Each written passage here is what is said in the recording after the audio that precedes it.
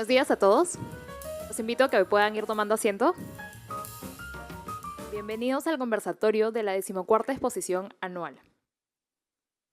Antes de empezar con el segundo bloque, quisiera comentarles algunas pautas para el desarrollo del evento. El conversatorio se divide en 4 bloques. Al terminar las presentaciones, contaremos con una mesa de diálogo.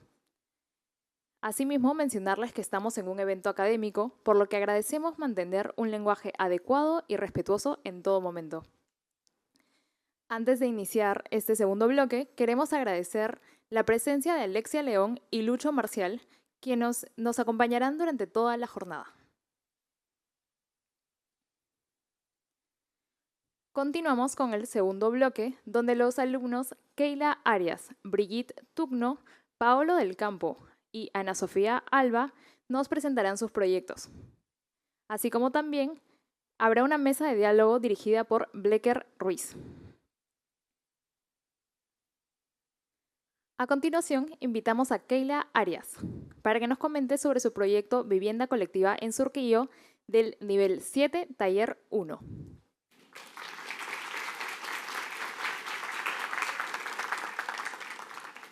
Hola, buenos días. Mi nombre es Keila Arias y estoy representando el taller 1 en el nivel 7, dirigido por el arquitecto Fernando Mosquera, con el proyecto La Vivienda Colectiva en Surquillo.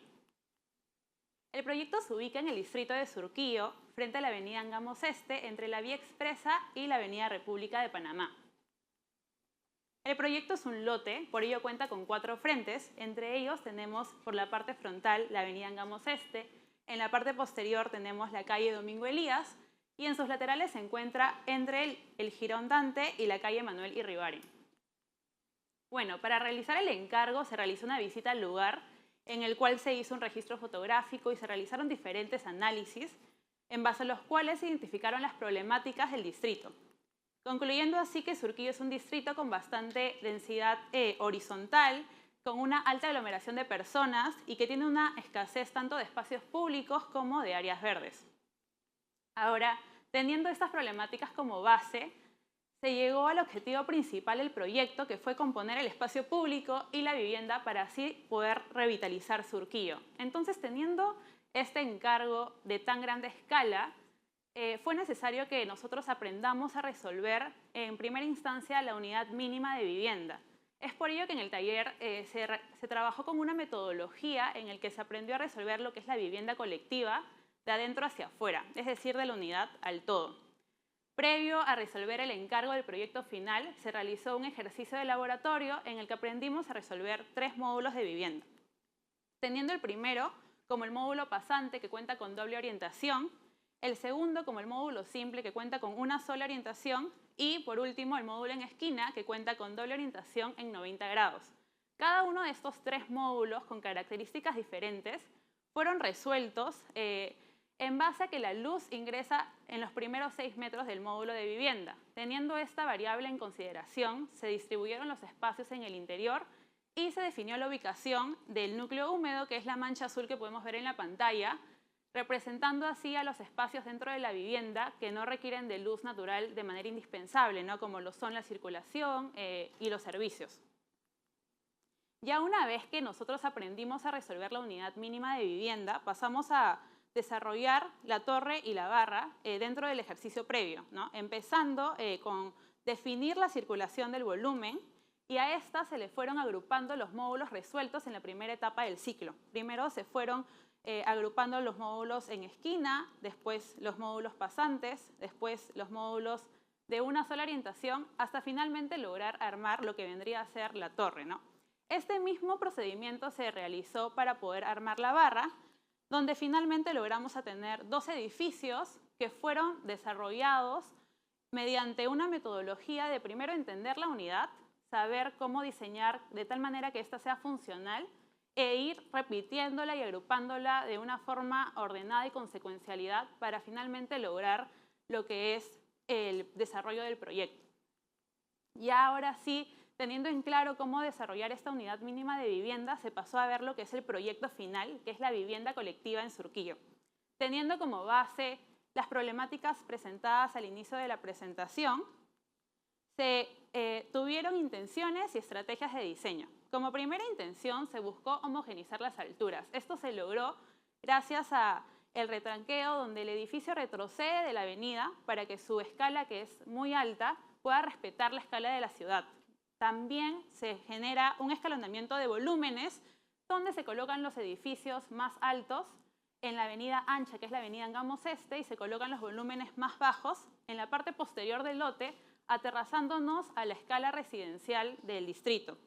Como segunda estrategia se busca proporcionar espacios públicos y áreas verdes, y esto se logra ya que el proyecto se reduce la huella del proyecto para que éste se densifique y crezca verticalmente, de tal manera que se libere la planta baja y así poder brindar estos espacios públicos y las áreas verdes que necesita. Como tercera estrategia, se busca reactivar los espacios sin uso. Esto se logra ya que en esta planta baja que ha sido liberada se coloca un zócalo comercial, el cual se compone con lo que es el espacio público para así también vincularse con lo que es la vivienda. Como cuarta estrategia, se busca generar espacios intermedios que reactiven la comunidad. Esto se logra a través de aterrazamientos y de desniveles que le permiten al proyecto tener diferentes relaciones espaciales y visuales, logrando así vincular lo que es el comercio, el espacio público y la vivienda. Ya, bueno, con todas estas intenciones ya definidas y teniéndolas claras, ¿cómo se desarrolla el proyecto? Primero, en una primera instancia, no se tocan los pies del edificio, no se diseñan los pies del edificio para empezar a dejar esta planta libre que en un momento posterior pasa a ser el zócalo comercial con el espacio público. Después, en la parte superior se definen los volúmenes, que se colocan dos barras, teniendo la frontal hacia la avenida Angamos retrocedida. A esta se le suman los volúmenes verticales, teniendo los más altos hacia la avenida Angamos y teniendo los más bajos hacia la zona residencial del distrito. Después, a estos volúmenes se le realizan destajos, tanto en las barras como en las torres.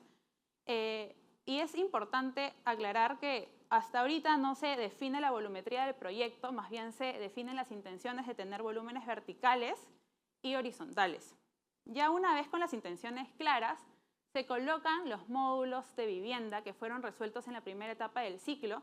Estos se van repitiendo y agrupando de manera ordenada y secuencial para finalmente lograr tener la volumetría del proyecto, que tenemos como resultante un conjunto de edificios que se componen a través de esta metodología para finalmente tener un proyecto en base a un lenguaje de desniveles y aterrazamientos.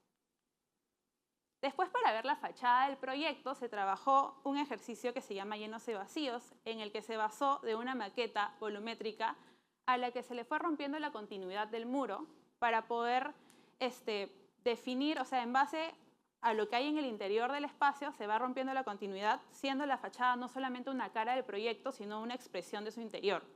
Entrando más a detalle a este tratamiento de fachadas, ya después se pasa a ver, como se logra ver en las imágenes, la carpintería de cada vacío y se muestra un dibujo de un detalle de las barandas que también sigue el mismo lenguaje de desfases. Ya paso a mostrar un poco lo que es la planimetría del proyecto, en el que se logra ver las tipologías que se fueron desarrollando con 3 metrajes diferentes en base a lo que requiere el distrito. Después se muestran las plantas tipológicas, tanto del nivel 1 de viviendas como la del nivel 2 de viviendas. Y también quiero mostrar un corte en el que se logra ver que ya una vez que se resolvió lo que es la vivienda, la parte superior del edificio, se empieza a trabajar la planta baja que en un inicio se había dejado libre para colocar lo que es el zócalo comercial con el espacio público y esto es vincularlo con lo que es la zona residencial. Bueno, para mostrar un poco de las vistas del proyecto, esta es una vista general de la maqueta. Esta es una vista frontal desde la perspectiva de la avenida Angamos Este. Y aquí paso a mostrar vistas de detalles en las que se resaltan estas grandes vías que atrapan lo que vendría a ser uno de los espacios comunes dentro del proyecto, que es la piscina. Esta es una imagen, un dibujo de cómo se vería en el interior de este espacio.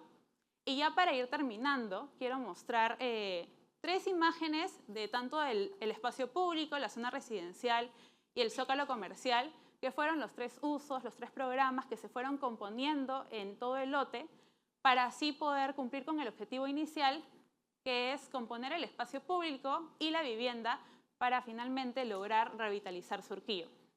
Bueno, no quiero terminar sin agradecer a Jorge Sánchez, Cintia Aguirre y a mi profesor Fernando Mosquera, que ellos colocaron esta metodología en el taller y se han ido desarrollando a lo largo de los años, en la que aprendemos a resolver algo tan grande como lo es la vivienda colectiva de adentro hacia afuera.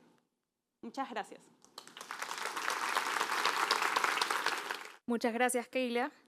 A continuación, invitamos a Brigitte Tugno para que nos cuente sobre su proyecto Recycle Sphere, estación de recicladores, del taller 2, nivel 9.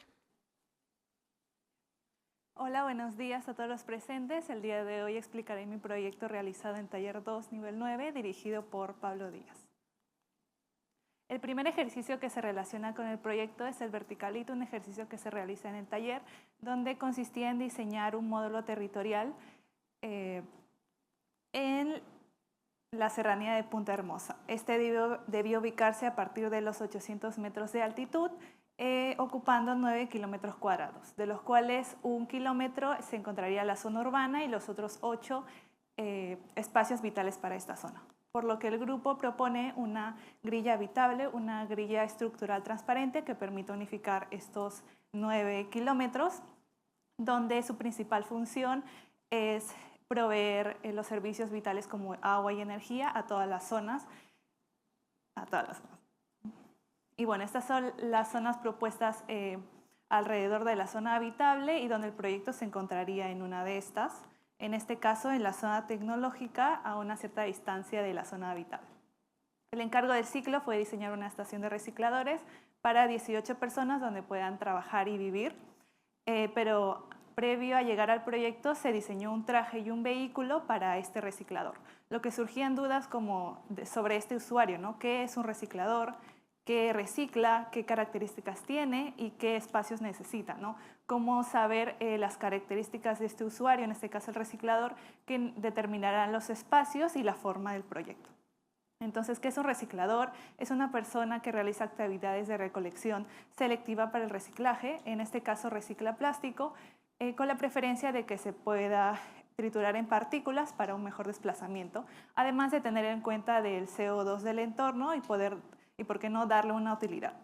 Entonces, ¿qué características tiene? En este caso es Mimico 2, un reciclador que se encarga de generar baterías de CO2 en altas temperaturas y el reciclaje del plástico, por lo que este traje debía responder a dichas tareas, ¿no? Entonces, el diseño se compone de incrustar esferas al cuerpo y que dentro de este se genere un sistema, dividiéndolo en 2 capas. La primera, el control térmico, donde el traje cuenta con elementos que permiten el intercambio del aire y puede regular la temperatura.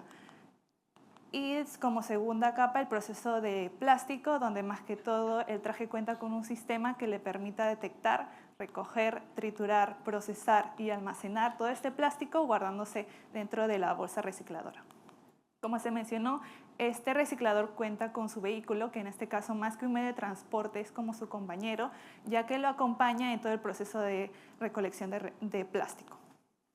Y bueno, su masa, su forma surge a partir de la masa donde se incrustan igual formas irregulares translúcidas como en el traje, generando perforaciones, dándole un uso en particular. En este caso puede ser el asiento o los almacenes donde el reciclador guardará esta gran bolsa recicladora. Un corte del vehículo donde se puede ver como las intenciones de los espacios en el vehículo y cómo este levita 1 metro por las pendientes altas del terreno. Entonces, ¿qué espacio necesita un reciclador y cómo responde la arquitectura? En cuestión del terreno, la temperatura del lugar cuenta con un clima cálido en el día, frío en la noche, lluvias de diciembre hasta marzo. Y bueno, según la postura del lugar, se incrusta un sólido en la tierra para poder utilizar la temperatura regular de la tierra para ciertos espacios, como generar rampas hacia el interior del bloque que permita facilitar la construcción del edificio, además de aplanar cierta zona para poder ubicar un espacio público. Y bueno, en cuestión del concepto del edificio, es una masa que se le generan vacíos, se traza una grilla con sus respectivos ejes y lo que genera un orden en el interior. Por lo que la estación es un bloque translúcido con perforaciones por la incrustación de estos bloques que aprovecharán la humedad del exterior para que sea el funcionamiento vital de esta estación. Es así como la estación de recicladores, que se encuentra a una cierta distancia de la ciudad, se convierte en el nuevo hábitat de estos recicladores, donde aprovecha los fenómenos meteorológicos del lugar como beneficio para los usuarios, tanto para trabajar como para vivir. Estos son los elementos que componen el proyecto. Una estructura a base de columnas y vigas de 80 por 80, donde se incrustarán espacios móviles y se conectarán a partir de plataformas. Todo esto será cubierto por una cáscara translúcida, donde desde la fachada se puede observar estos espacios y el movimiento en su interior. La zonificación dentro de la estación, donde la zona de trabajo se encuentra enterrada para poder aprovechar esta temperatura, y la zona de vivienda en la parte superior para poder tener una mejor visual. Los espacios que encontramos para cada zona, que se dividen en 3 tipologías: las de vivienda, circulación y trabajo. En cuestión de la zona de trabajo encontramos el sistema meteorológico, que es más que todo donde están los dispositivos que van a atrapar el agua y el agua y el CO2 para todo el funcionamiento de la estación, con sus respectivos almacenes.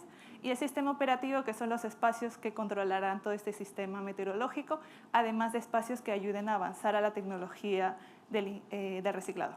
Y bueno, después las tipologías de vivienda, que estas varían según el rango y el tiempo de permanencia del usuario en la estación.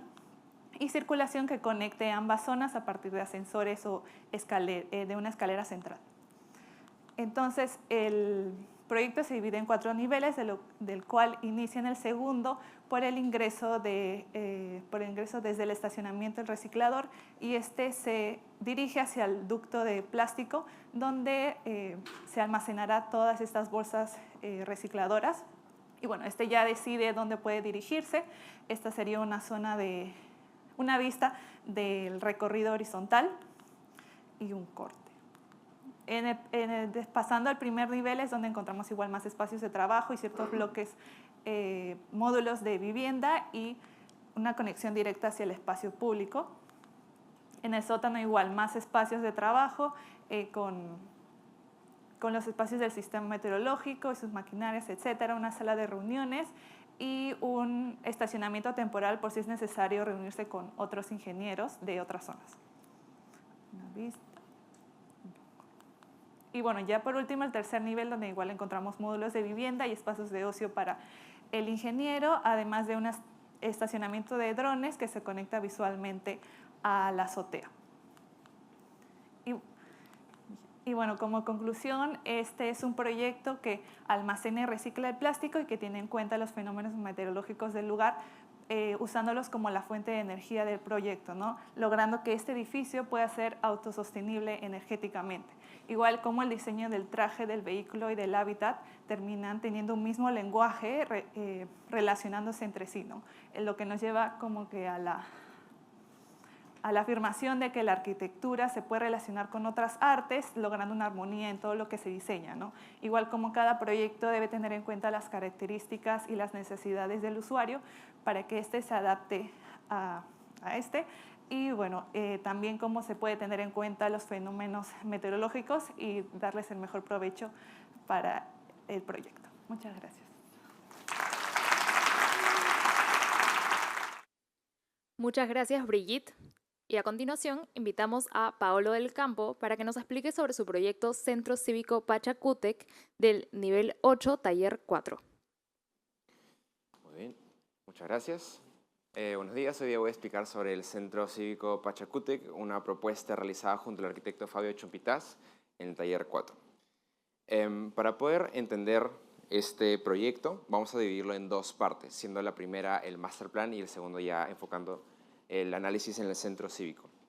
Para poner un poco de contexto, este proyecto surge gracias a una propuesta urbana, la cual se llama Callao 2040. Esta propuesta tiene la idea de hacer una intervención a escala urbana, la cual hace toda una reestructuración y potencia este distrito. Y aquí tenemos una de las láminas que plantea esta propuesta. Dentro de esta propuesta ellos hacen un análisis preliminar, y cuando nos referimos a análisis no es solamente a la identificación de áreas verdes, sino a un correcto y un entendimiento de qué es lo que está pasando a nivel urbano y qué es lo que puede solucionar la arquitectura. Es por eso de que ellos, en el análisis que hacen, ellos ubican ciertos puntos como potenciales centralidades, y uno de ellos es Pachacútec Ventanilla, donde vamos a hacer el proyecto. Además, ellos hacen un análisis del equipamiento, donde podemos ver algo muy interesante. Aquí tenemos un gráfico que señala cuál es el equipamiento, en este caso de salud, que hay en la zona, y podemos ver que hay un déficit en cuanto al equipamiento de salud en nivel 2 y 3. Lo mismo con la educación. Vemos que en cuanto a la educación inicial y escolar sí tenemos una buena distribución, pero cuando estamos hablando de la educación institucional y universitaria, hay un déficit en la zona. Y finalmente también tenemos un análisis en cuanto a la accesibilidad, lo cual podemos ver de que para llegar a esta zona estamos hablando más o menos de 2 a 3 horas para poder llegar. Entonces, conociendo más o menos esto es donde viene la propuesta. Aquí el taller decidió utilizar los tres niveles superiores, nivel 7, 8 y 9, para hacer la propuesta, y hoy día vamos a enfocarnos en el nivel 8. Entonces, el primer paso que hicimos para poder analizar y para poder hacer la propuesta es ver una base teórica. Fumio Hikomaki, un arquitecto japonés, él en 1964 él da una investigación, el cual él llama la forma colectiva. Él en esta investigación trata sobre 3 maneras en las que las ciudades se pueden componer. En este caso, el nivel tenía que decidir en 2 de ellas, la cual es en mi grupo, conformado por Ximena Gabonal y Lucía García, escogimos las primeras 2, de forma composicional y megaestructura.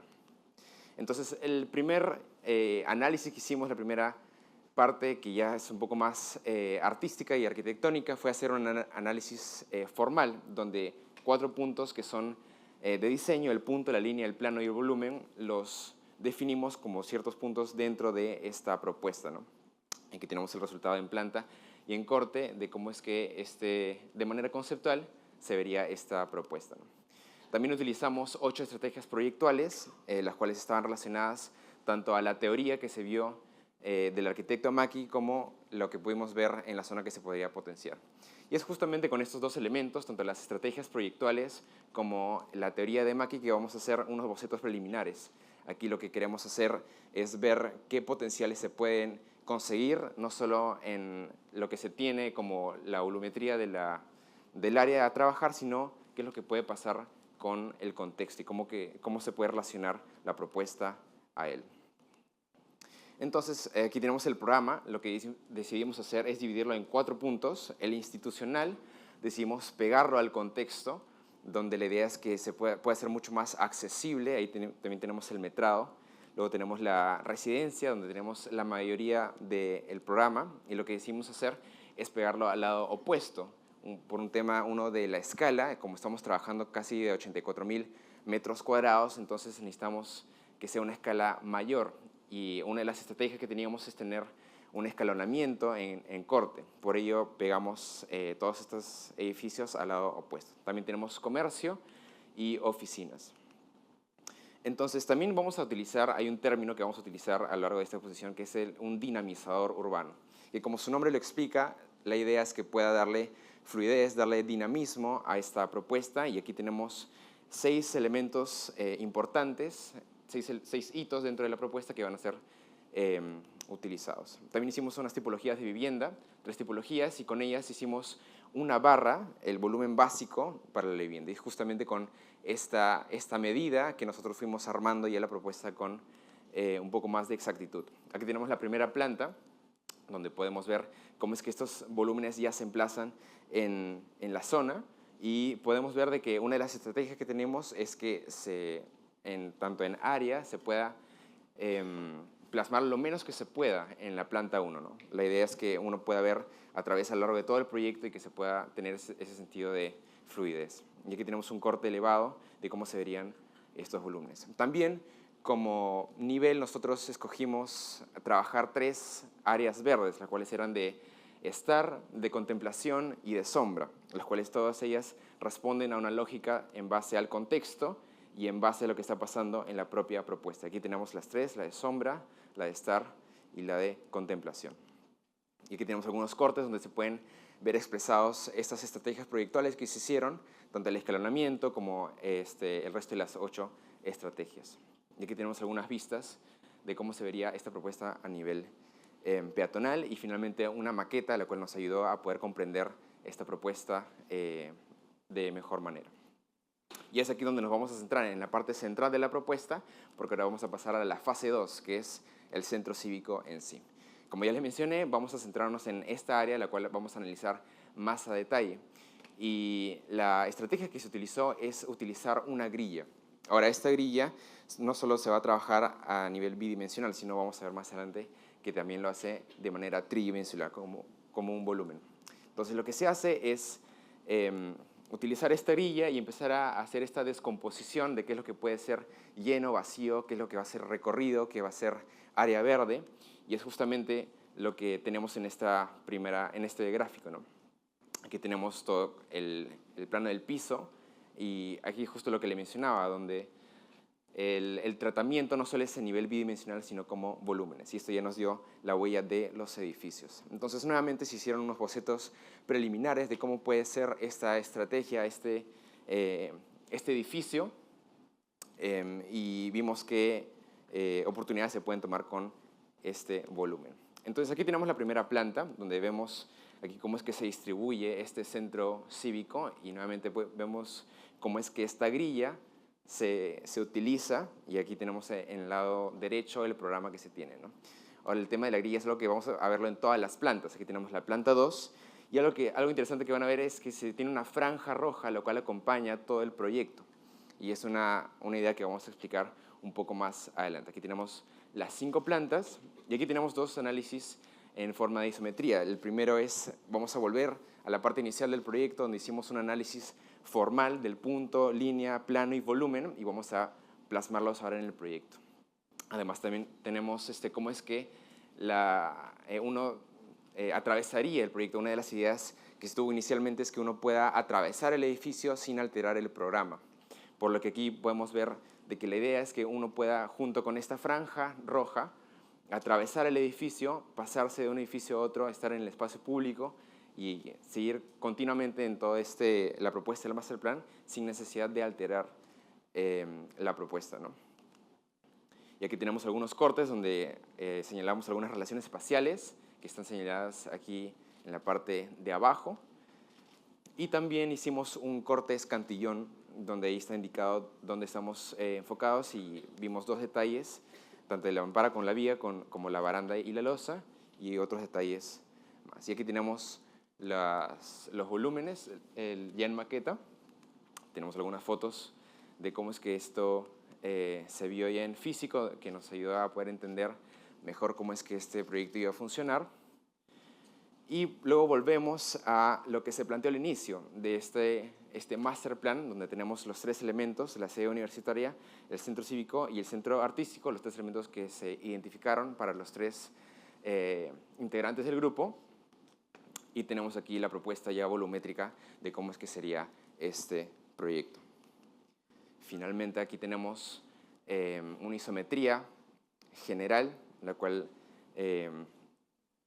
abraza bien toda la idea que tenemos aquí en la intervención, y unas vistas que también resumen cómo es que el concepto de la grilla no solo se experimenta en el espacio público, no solo se experimenta en los detalles, sino también en el proyecto en sí, ¿no? Y aquí también tenemos algunas vistas de esta descomposición de la grilla y cómo es que esta franja en el interior del edificio se experimenta de manera peatonal. Y aquí tenemos esta vista final del proyecto.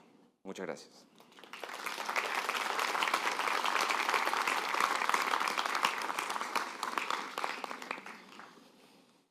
Muchas gracias, Paolo. Ahora invitamos a Ana Sofía Alba para que nos cuente sobre su proyecto Vivienda Social Multifamiliar del Taller 5, nivel 7.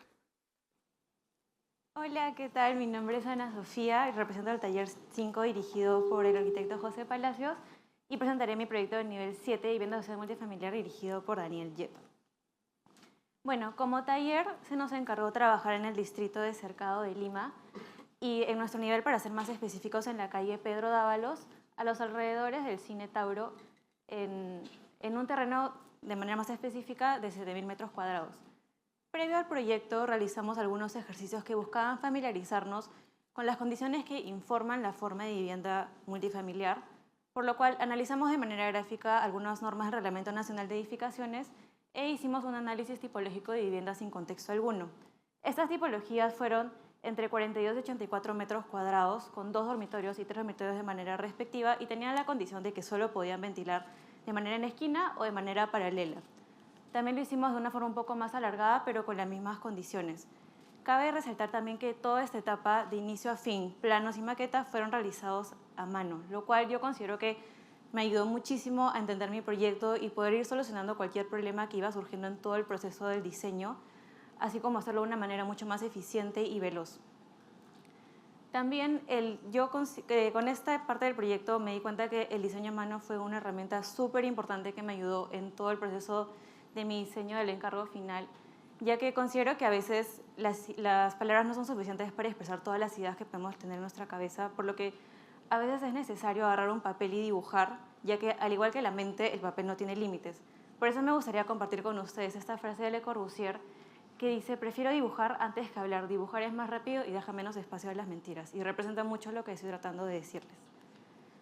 Es así como llegamos al encargo final de nuestro proyecto, el cual tenía como requisitos tener el 35% de área libre. Las tipologías a diseñar serían entre 42 y 84 metros cuadrados, como en el encargo previo, y nuestro proyecto tendría una altura de 7 pisos con un octavo piso que solo constituiría el 40% del área construida. Para iniciar mi proyecto, decidí primero ordenar un poco mis ideas y definir algunas estrategias que quería lograr, las cuales fue devolver vegetación a la zona, ya que el proyecto se emplazaba en una calle sin vegetación, por lo cual traté de entender la vegetación no solo como un elemento decorativo, sino como un elemento arquitectónico y vivo, por lo tanto mutante, capaz de solucionar mi proyecto de diversas maneras, tanto generando sombras, ayudando con problemas de acústica, y al tratarse de un proyecto de vivienda, generar cierta privacidad en ciertos espacios. También quise generar desfases, los cuales me permitirían colocar vegetación y poder mantener la escala de mi proyecto conforme iba creciendo mi proyecto en altura, y poder colocar relaciones visuales y espaciales. Finalmente, de una manera mucho más funcional, decidí dividir mi proyecto en dos, para que todos los departamentos que colocara tuvieran iluminación y ventilación natural, evitando así la implementación de ductos. Así inicié mi proyecto definiendo la altura para conocer los límites del mismo, hice la división que mencioné anteriormente y comencé a diseñar diferentes desfases en los cuales se ve que con cada desfase el proyecto retrocede, para así poder mantener la escala doméstica a lo largo de todo el proyecto y así poder colocar diversa vegetación que acompañe toda la altura del proyecto conforme va creciendo en altura.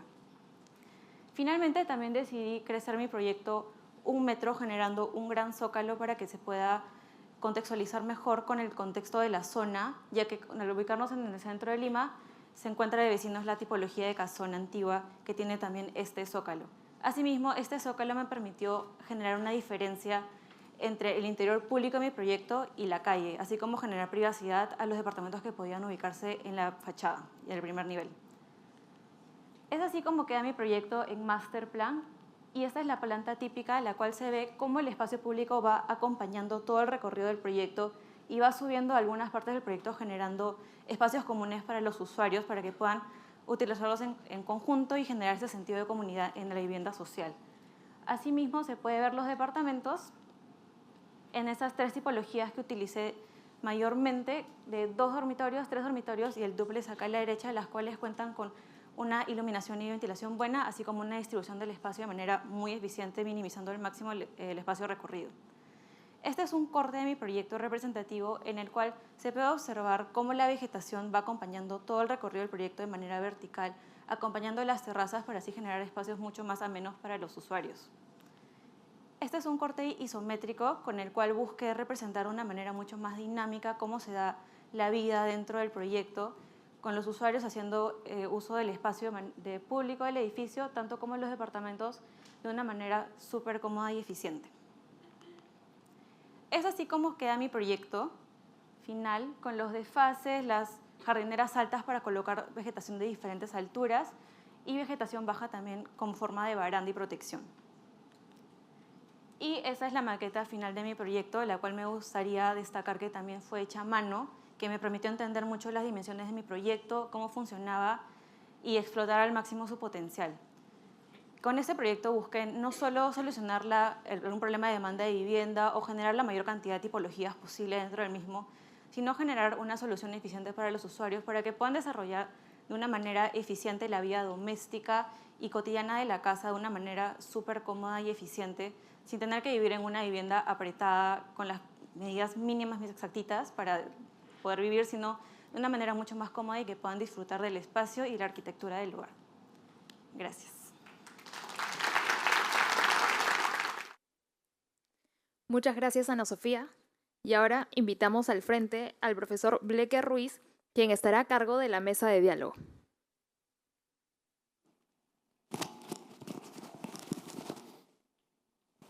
Hola, hola. Buenos días. Sí, vayan tomando asiento. Es un momento, muchas gracias Keila, Brigitte, Paolo y Ana Sofía. Es un momento muy grato y es muy importante dentro de la experiencia que ustedes como estudiantes tienen, porque este tipo de eventos, este tipo de escenarios, creo que ejemplifican bastante bien el tema de la universalidad del espacio en el que estamos, ¿no? Estamos viendo tipologías, proyectos de diferentes corte, de diferentes escalas, de diferentes tipologías. Estamos aprendiendo mucho y el intercambio que está sucediendo ahorita es fenomenal, ¿sí? Felicitaciones desde ya.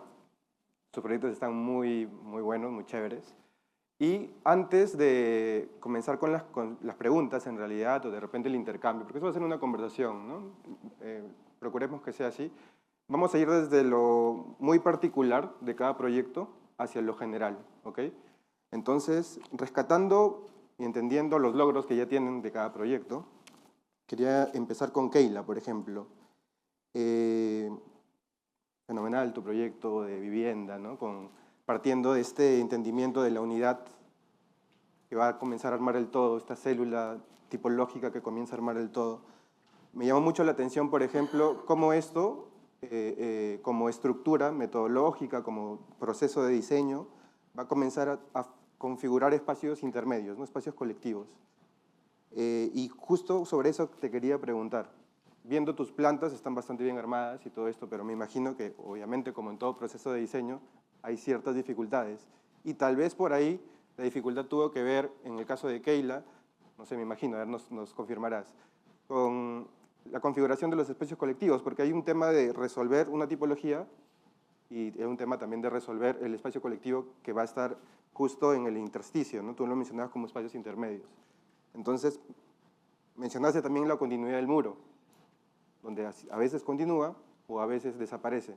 Entonces, en esos intentos, ¿qué tipo de exploraciones descubriste? ¿Qué tipo de dificultades tuviste? Porque es lo que, en general, un proyecto de vivienda aborda, ¿no? O confronta. No sé si nos puedas contar al respecto. Sí, claro. Bueno, en el proyecto se intentó tener diferentes espacios intermedios que se lograron a través de aterrazamientos y desniveles, ya que se quería vincular tanto el comercio, el espacio público y la vivienda, pero a la misma vez se quería cuidar la privacidad de cada uno, ¿no? Para que las personas que están en las viviendas no se sientan observados o no se sientan invadidos. Es por ello que a través de estos desniveles se lograron relaciones, en algunos casos espaciales y en otros casos visuales, para así ir midiendo qué tanto se va introduciendo el espacio público a lo que es la vivienda, que finalmente no llega a la parte superior como espacio público, sino como espacios comunes, ¿no?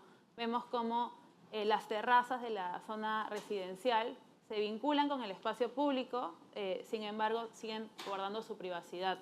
Y yo creo que esa es una de las cosas que sí fue un poco al inicio complicado resolverlas, pero a lo largo de las críticas se fueron tratando. Algo que en mi proyecto particularmente pasó es que en un inicio tenía una escala muy comercial, entonces no se sentían como este espacio con una escala más residencial, y es por ello donde se agregaron diferentes elementos de sombra, se agregaron plazas en diferentes niveles para generar esta escala más de comunidad, de vivienda dentro del distrito, ¿no?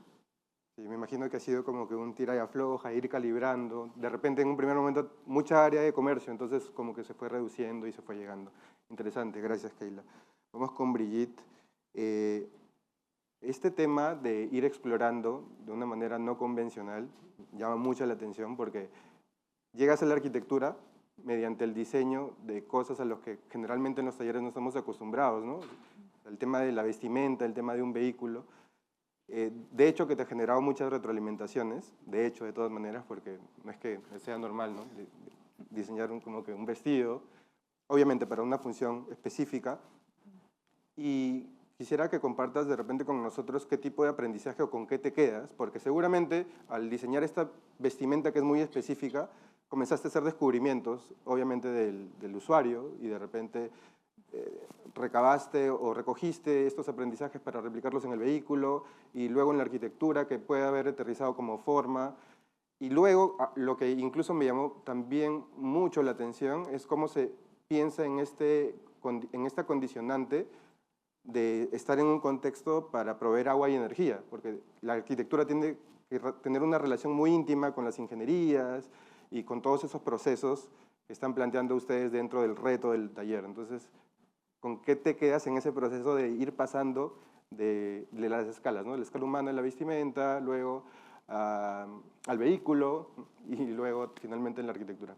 Sí, claro. Bueno, de por sí diseñar un traje fue completamente nuevo, ¿no? Pero igual veíamos cómo después de todo diseñar, en este caso un vestuario, no se alejaba tanto de la arquitectura, ¿no? Al final de todo, como era algo no común, ¿no? En este caso el traje de un reciclador, como igual es necesario conocer a cuáles van a ser sus necesidades y cómo en este caso en la vestimenta se puede encontrar a través de telas o capas, en este caso capas, y cómo igual después de todo esto también se puede reflejar en arquitectura, ¿no? En este caso, cómo el edificio, en este caso, viene a ser el cuerpo humano, ¿no? Y este se termina adaptando igual, siempre a sus necesidades y características.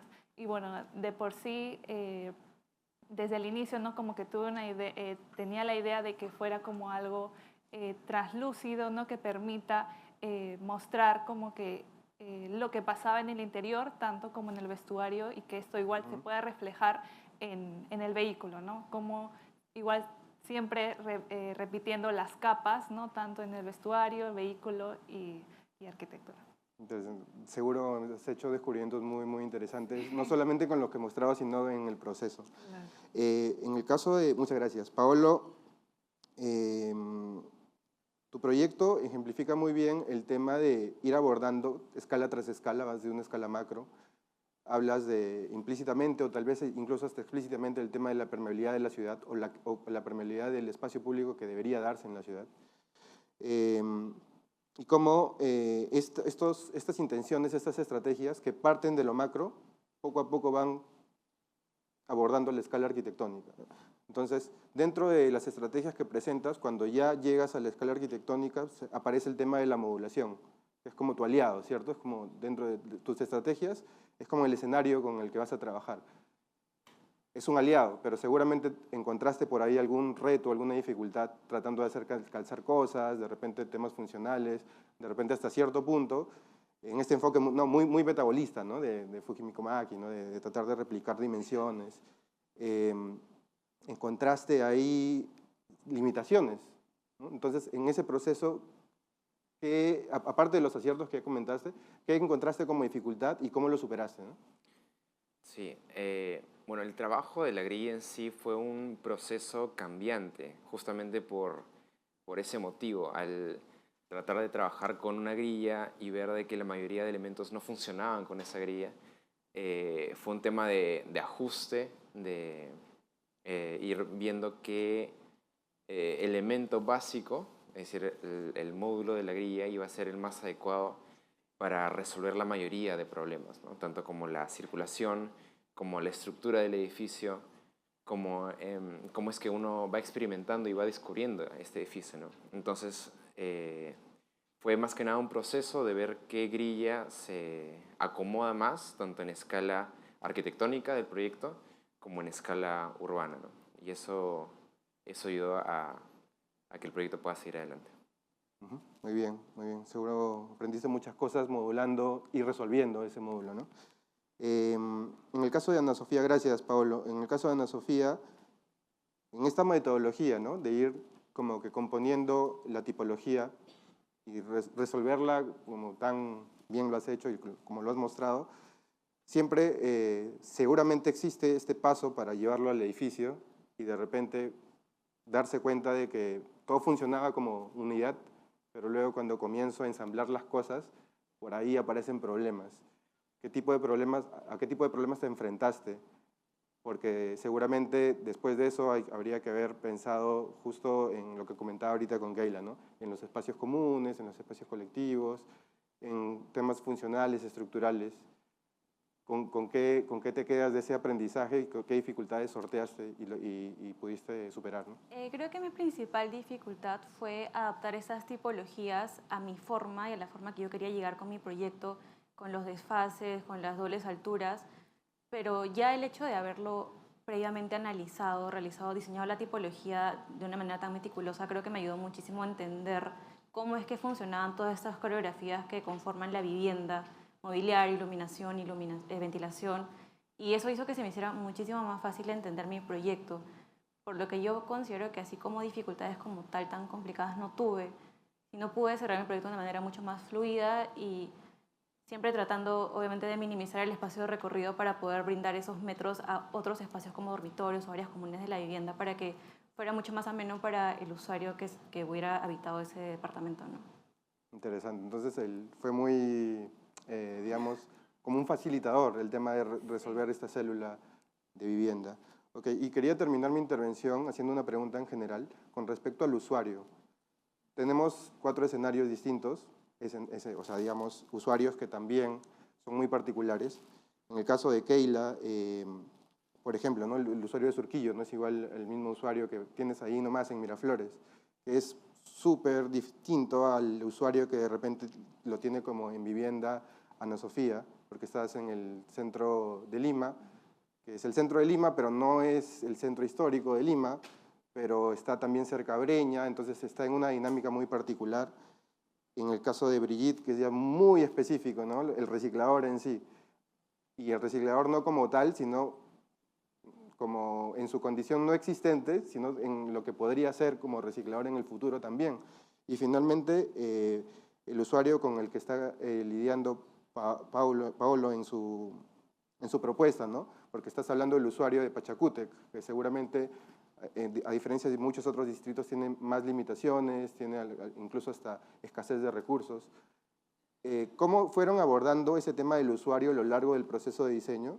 Y ya que han acabado este proceso, digamos, alejándonos un poco, ¿se imaginan habitando al usuario con el que pensaron trabajar desde el inicio en sus proyectos y en qué medida, ¿no? Puede empezar cualquiera.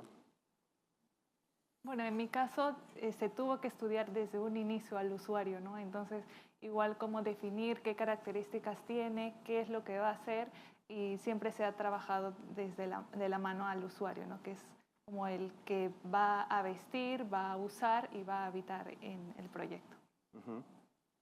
No sé si Keila de repente, con respecto al vecino de Surquillo.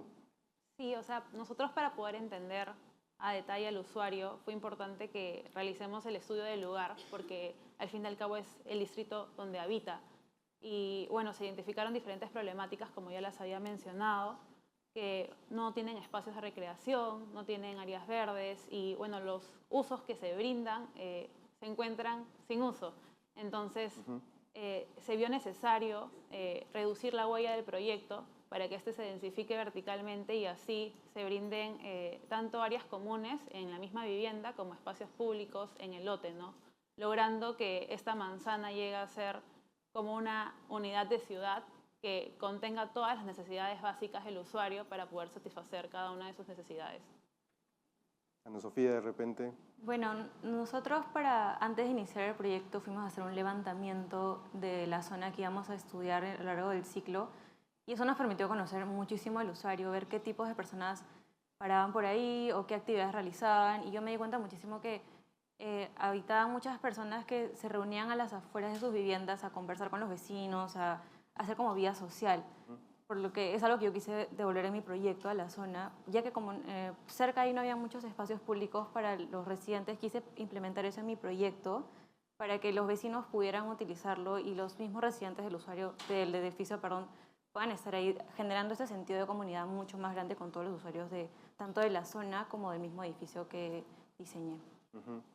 Me imagino que es algo muy parecido a lo de Keila, ¿no? O sea, que la observación y reconocer la colectividad, ¿no? La convivencia es un detonante y una inspiración también para poder replicarlo, porque justo es lo que eso falta en la vivienda comúnmente en Lima, ¿no? Y Paolo, no sé si quieras añadir algo con respecto a ese tema. Bueno, en mi caso nosotros tuvimos la ventaja de tener el análisis que hace la propuesta de Callao 2040. Bueno.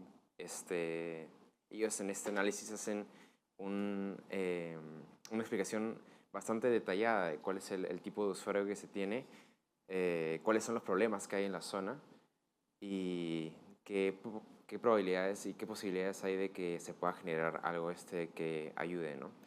Hicimos también un análisis de la normativa, el reglamento según la zona, que también nos dio una idea más adecuada a qué proyecto funcionaría mejor, ¿no? En la zona de Pachacútec. Listo, muchas gracias por sus intervenciones. No sé si queda tiempo. ¿No queda tiempo? ¿Sí? ¿No queda tiempo para preguntas? ¿Sí? No sé si alguien del público quiera intervenir con sus preguntas. De repente, algo que les haya llamado la atención. Perdón, por ahí, Anael. Sí, sí, se escucha. O sea, ¿escuchan, Anael? ¿Sí? Sí, se escucha ya. Sí. Bueno, me parece que los 4 proyectos tienen un nivel de complejidad propio dependiendo de la envergadura, ¿no? Y han mencionado en los 4 casos al usuario con bastante precisión. ¿Nos podrían contar de repente muy brevemente de qué manera la ubicación, porque tenemos por ejemplo el caso de Pachacútec, una zona con niveles de humedad altísimos, versus por ejemplo el centro de Lima, en donde los niveles de humedad son totalmente diferentes también?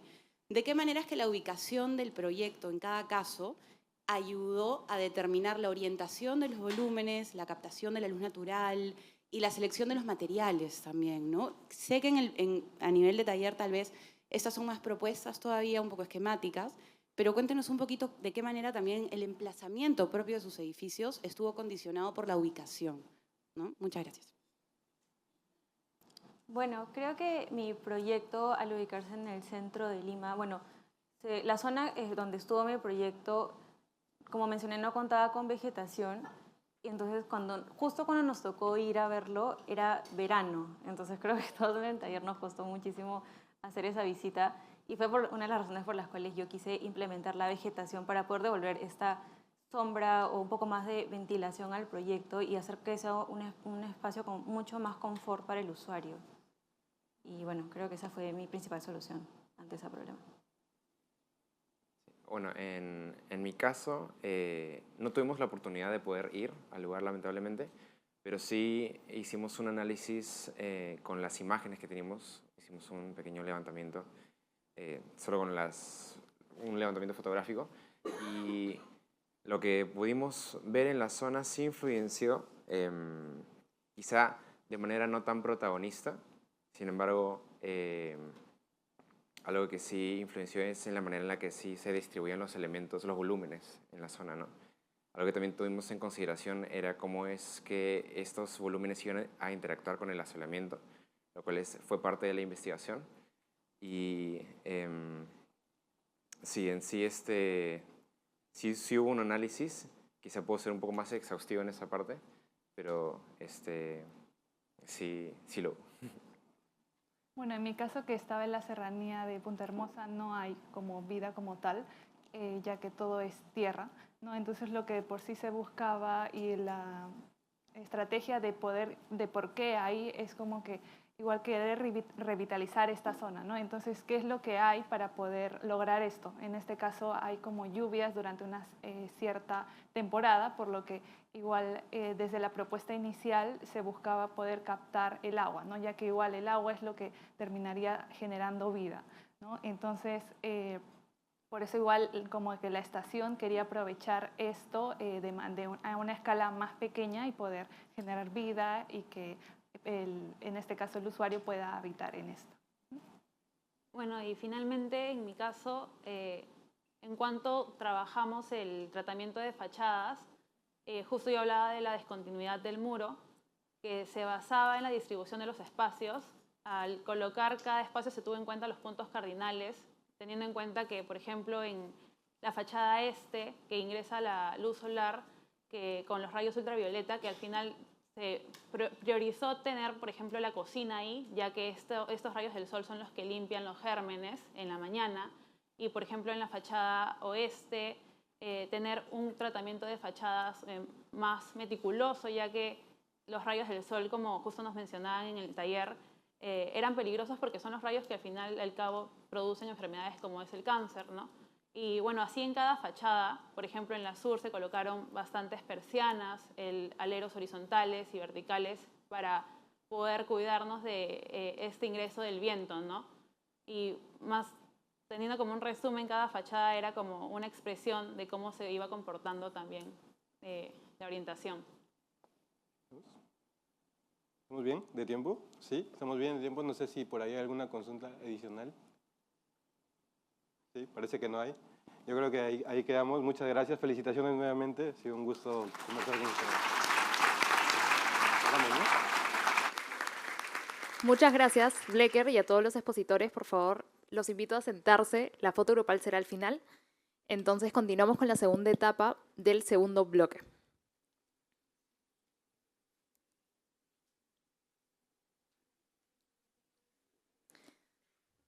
Para esta segunda parte nos acompañarán los alumnos Jean-Martin Won, Araceli Martínez, Daniela Holguín y Grace Rojas. Al final del bloque, de igual manera, contaremos con una mesa de diálogo dirigida por Blecker Ruiz. Bueno, seguimos con el evento y ahora invitamos a Jean-Martin Won para que nos explique sobre su proyecto Biblioteca Culinaria del taller 7, nivel 6. Hola, hola. Bueno, buenos días con todos los presentes. Hoy día vengo a representar al taller 7. Hoy voy a hablarles sobre mi proyecto que desarrollé en la Biblioteca Culinaria, el cual desarrollé en el nivel 6 con la profesora Magali Galloso. Bueno, para comenzar nos situamos en el centro histórico de Lima, por las calles cercanas a la Alameda Chabuca Granda, que es donde se llevó la mayor parte del análisis y el posterior desarrollo del proyecto. Es por eso que hoy día he decidido dividir mi proceso de diseño en 5 ejes importantes, el cual el primero es el análisis del lugar, el segundo lo que extraje de una lectura llamada Construir en lo construido, el tercero son las estrategias proyectuales que extraje del contexto, después tenemos el concepto que va de la mano con el contexto y finalmente el desarrollo proyectual.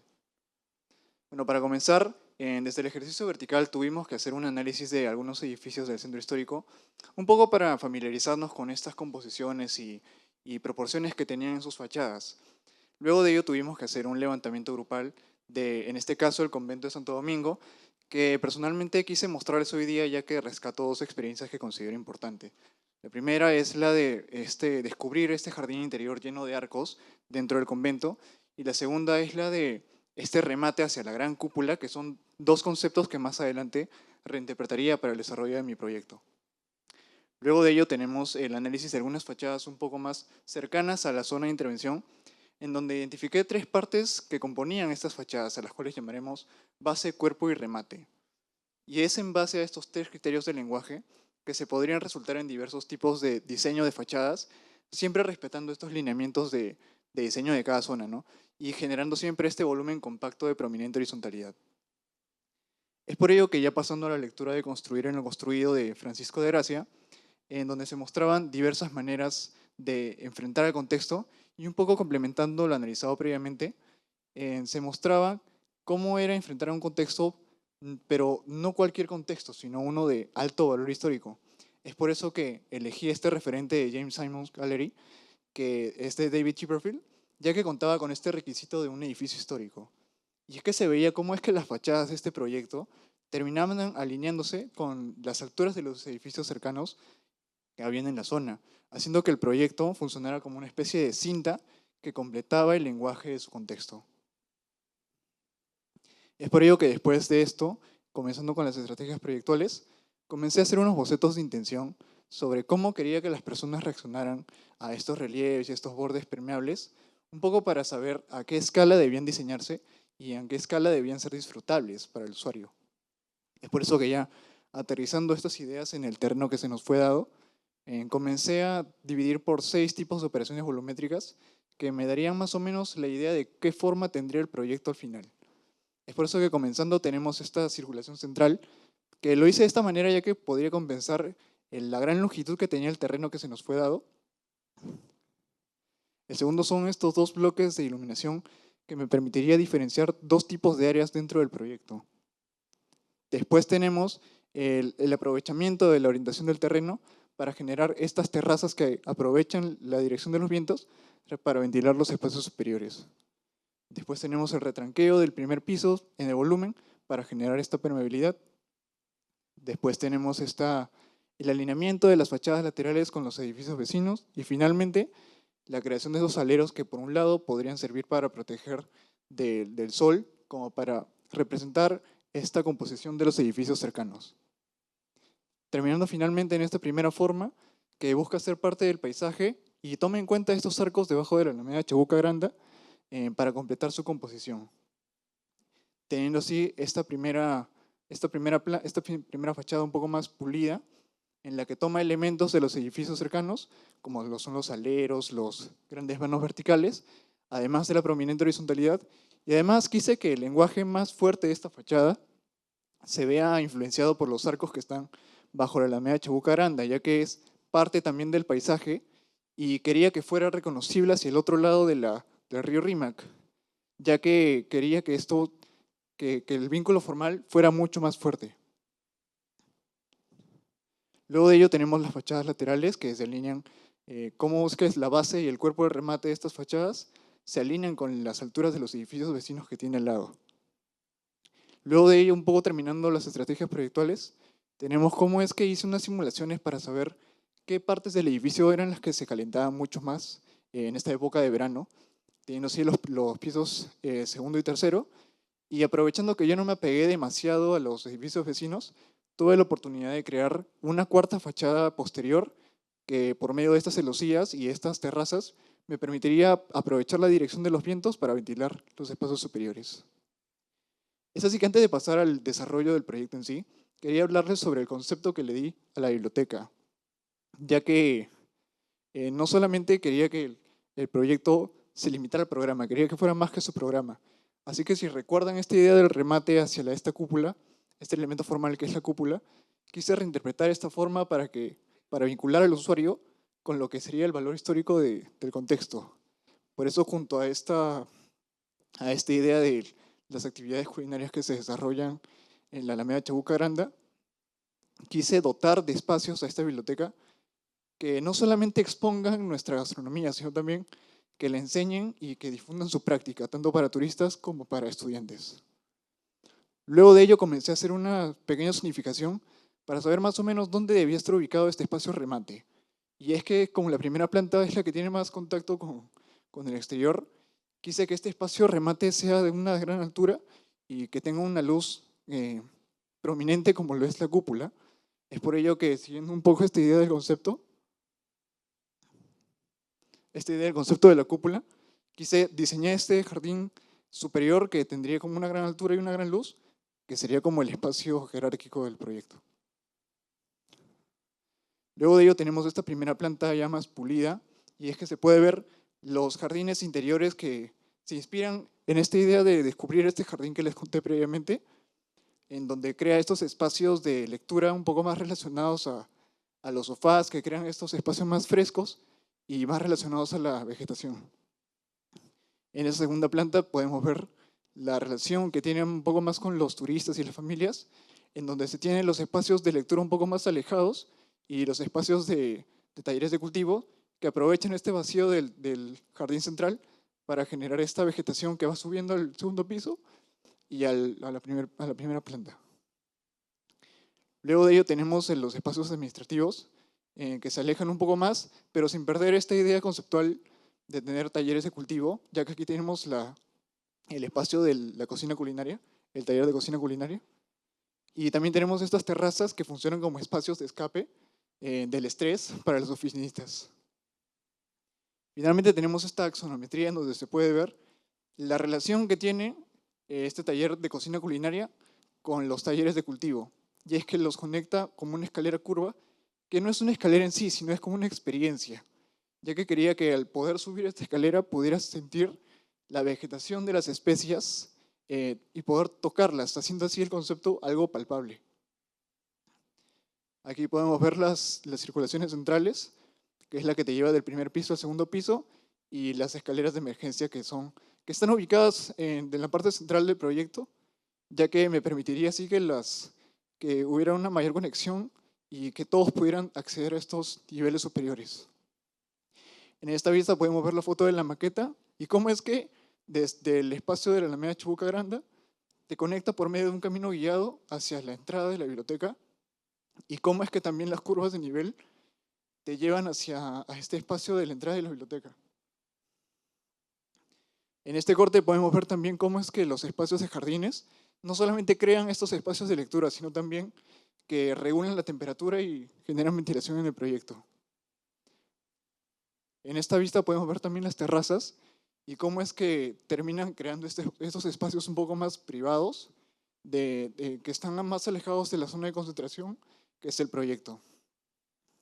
Finalmente, en cuanto al sistema constructivo que utilicé, fue un sistema de estructuras de metal con ensamblaje en sus vigas y columnas, ya que me permitía no gastar demasiado espacio en la altura de las vigas por las grandes distancias que tenían que recorrer. Es por eso que, un poco viendo aquí estos detalles de los sistemas, tenemos la losa colaborante, la unión con las columnas y las vigas, y la unión entre las celosías con la losa colaborante, y los anillos estructurales que utilicé para...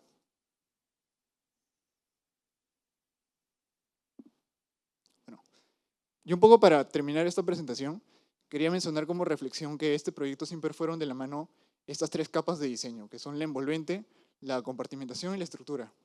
Y es que, al fin y al cabo, terminan siendo un solo sistema. Y en ciertos puntos del diseño, realizar un cambio en uno de estos tres resultaba el triple de costoso, ya que afectaba a las otras capas. Pero también en otras partes del diseño, las respuestas sobre qué hacer en el proyecto te los daba el mismo proyecto. Es por eso que quería mencionar la importancia de confiar en el proceso de diseño, ya que si bien algunas veces resulta que no logras resolver alguna parte del proyecto o ninguna propuesta que planteas funciona, siempre es importante dar una mirada hacia atrás, ya que puede que la respuesta esté ubicada en otras capas del diseño y esté esperando a ella que vuelvas a ver las hojas de tu Pitágora. Muchas gracias.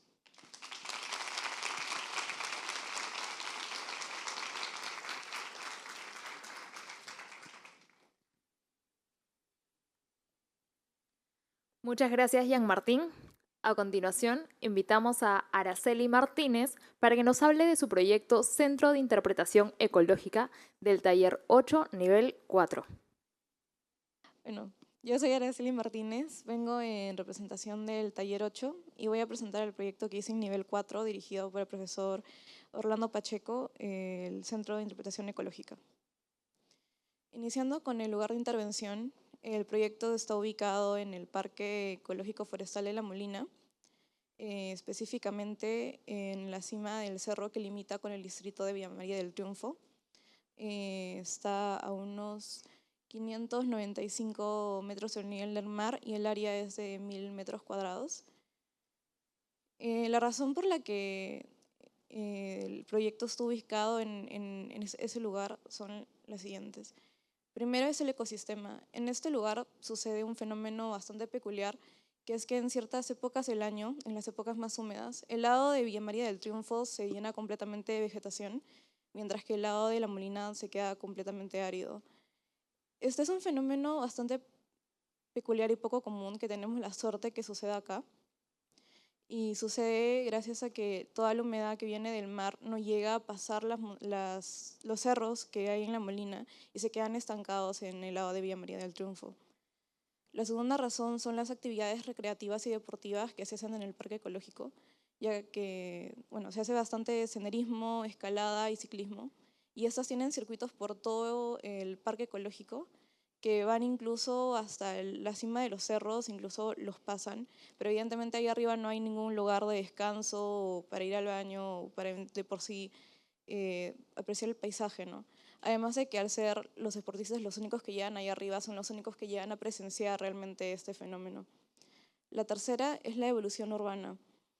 Con el paso del tiempo, en esta zona, sobre todo para el lado de María del Triunfo, que es la zona donde pasa este fenómeno, el cerro ha ido siendo ocupado cada vez más y más, prácticamente no dejando el espacio a que este fenómeno ocurra, por lo que se está perdiendo cada vez más.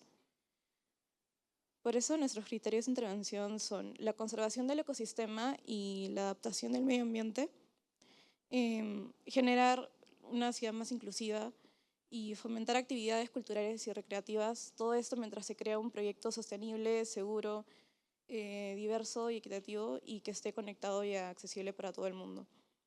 Para esto se dieron dos propuestas, principalmente el Centro de Interpretación Ecológica, que va a ayudar a concientizar acerca del medio biofísico del lugar, a darle valor y a conservar el ecosistema que, como les he comentado, se ha estado perdiendo. Y debido a la ubicación del proyecto, también se propone una estación de teleférico como sistema de movilidad para asegurarnos de no segregar a ningún individuo o grupo de la sociedad y que esté al acceso para todo el mundo. Iniciamos el proyecto haciendo la cobertura de la estación de teleférico. Para esto se nos pidió elegir como un objeto de inspiración de la flora del lugar. En mi caso elegí el nopal, del que pude reconocer un patrón bidimensional con el cual pude diseñar un patrón tridimensional, al cual le pude sacar una superficie, posteriormente un esquema estructural y finalmente un módulo maqueta 3D. Esto lo pude hacer con el software que usamos en el taller 8, siendo este Rhino 7 y Grasshopper, con el cual a partir de líneas y comandos pude conseguir el modelo. También hice simulaciones de asolamiento para asegurarme de que mi cobertura cubriera bien el interior de la estación. Y con esto ya pude hacer isometrías, plantas y cortes. Una vez ya obtenido la cobertura del teleférico, comenzamos ya a hacer la cubierta entera del Centro de Interpretación Ecológica. Para esto regresé a todo el proceso de abstracción que ya había hecho para el teleférico y a partir del modelo 3D lo panelicé y finalmente pude hacer un patrón tridimensional para ya todo el centro de interpretación. Igualmente, esto lo pude hacer gracias a Grasshopper, iniciando de líneas, luego usando los comandos para proyectar y finalmente teniendo el modelo 3D con el que pude luego hacer renders. Y igual que con el teleférico pude ver que efectivamente mi cobertura estaba cubriendo y protegiendo bien el interior de la radiación. Y con esto pude ver que del norte y el sur podía dejar las fachadas más que nada con vidrio para así poder obtener una buena ventilación cruzada y además también para evitar el calentamiento dentro del edificio usé el color blanco para la cobertura.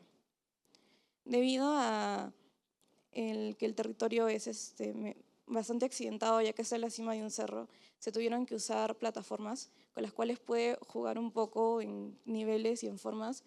Como acá se puede ver en el plot plan, más o menos traté de imitar la forma de un nopal con las mismas plataformas.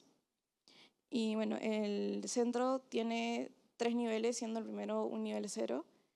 Y para la distribución del programa opté por poner todo el lado administrativo y de investigación al lado izquierdo y todo el cultural y público al lado derecho, siendo que estos se unen mayormente en el último piso en los talleres en los cuales servirían para que la gente fuera y aprendiera mucho más sobre el ecosistema.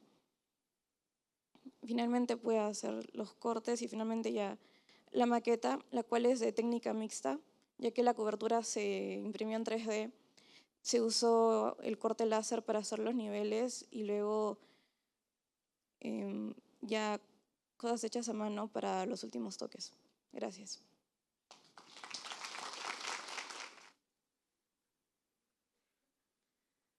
Muchas gracias, Araceli. Ahora continuamos con la presentación de Daniela Holguín y Grace Rojas, hablando sobre su proyecto Casa Ronald McDonald del taller 10, nivel 4. Muy buenos días a todos los presentes. Mi nombre es Grace Rojas y junto a mi compañera Daniela Holguín les vamos a hablar sobre lo que trató nuestro proyecto realizado en Taller 10, nivel 4, a cargo de las arquitectas Vanessa Sadel y Romina Portilla, titulado Casa Ronald McDonald. Pero antes de comenzar, Grace, quisiéramos preguntarles si alguien sabe qué es una casa Ronald McDonald. Bueno, por si no lo sabían, les cuento. Una casa Ronald McDonald es un proyecto realizado a nivel mundial, el cual tiene como principal objetivo brindar alojamiento temporal a familias con niños que están llevando un tratamiento médico lejos de sus hogares. Entonces, al ser este nuestro proyecto, consideramos fundamental priorizar las necesidades de aquellos que van a ser nuestros usuarios más importantes. Ellos, los niños, que desafortunadamente están pasando por una situación difícil que compromete su estado de salud. En el taller tuvimos la oportunidad de realizar una visita a la Casa Ronald McDonald ubicada en Lima, en la cual nos ayudó a interactuar directamente con cada uno de los usuarios, cada una de las familias, los niños, el personal administrativo, haciendo que podamos entender la situación difícil que estaban pasando. Claro, y esta fue una oportunidad para sensibilizarnos con cada uno de ellos y además de recolectar las necesidades básicas que tiene cada enfermedad, poder entender que los niños no van a dejar de ser niños, no van a querer dejar de jugar, de querer explorar. Entonces, ¿por qué no integrar un espacio en donde suceda todo esto? Bueno, este es nuestro proyecto. Es así como debemos entender que cada proyecto necesita un lugar donde emplazarse. Es por ello que nosotros nos ubicamos en el Parque Ecológico Loma Amarilla, ubicado en el distrito de Santiago de Surco, en la cual también tuvimos que realizar diversas visitas para poder entender el comportamiento del lugar, poder entender las oportunidades de mejora y poder elegir el terreno óptimo. Nuestro terreno se encuentra ubicado a las espaldas del parque y cuenta con una relación con la loma y su biodiversidad. Cuenta con una zona tranquila para los residentes y es de fácil acceso y evacuación en caso de emergencias.